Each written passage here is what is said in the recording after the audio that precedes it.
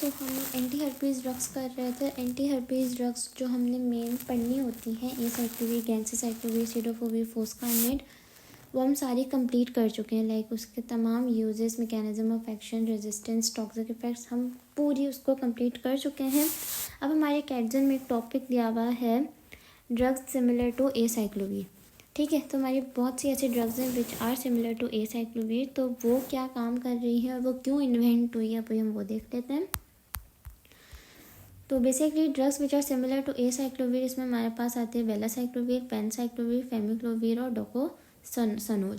Basically आपको पहले तो पता होना चाहिए कि एसाइक्लोविर हम दे क्यों रहे हैं। एसाइक्लोविर हम हर्पेस सिम्प्लेक्स वायरस 1 और हर्पेस सिम्प्लेक्स वायरस 2 को ट्रीट करने के लिए देते हैं। और एसाइक्लोविर बेसिकली थायमिडीन काइनेसिस को यूज़ करते हुए फॉस्फोराइलेट होती है, खुद को एक्टिव करती है और फिर डीएनए पॉलीमरेज को इनहिबिट कराती है और साथ ही साथ वायरल डीएनए की चेन टर्मिनेशन करा देती है। और इस तरीके से आपका हर्पेस सिम्प्लेक्स 1 और 2 ट्रीट हो जाता है। जो ड्रग सिमिलर है एसाइक्लोविर से वो है वेलासाइक्लोविर, पेनसाइक्लोविर, फेमिक्लोविर और डोकोसनोल।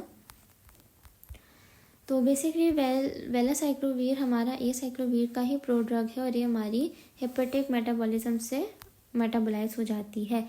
एसाइक्लोविर और वेलासाइक्लोविर में मेन फ़र्क क्या है कि एसाइक्लोविर इतनी ब्लड में रिलीज़ नहीं होती जितनी वेलासाइक्लोविर हो जाती है। और basically valacyclovir 3 to 5 times more होती है in plasma as compared to acyclovir.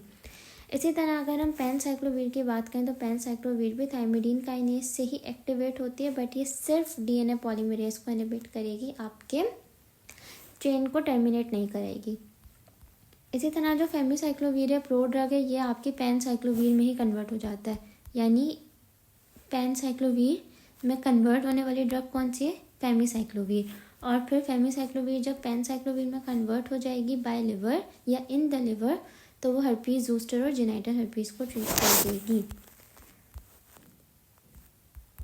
अगर हम डोकोसनोल की बात करें तो डोकोसनोल हमारी एलिफेटिक अल्कोहल होती है। बेसिकली हर्पेस सिम्प्लेक्स 1 या हर्पेस सिम्प्लेक्स 2 या फिर जो हर्पेस सिम्प्लेक्स है उसके एनवेलप को प्लाज्मा मेम्ब्रेन के साथ फ्यूज़ नहीं होने देती, जिसकी वजह से हर्पेस सिम्प्लेक्स आपका बिल्कुल बेकार हो जाता है और वो ख़त्म हो जाता है।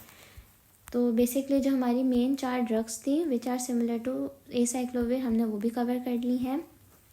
अब हम नेक्स्ट वीडियो में drug of choice of herpes virus पढ़ेंगे।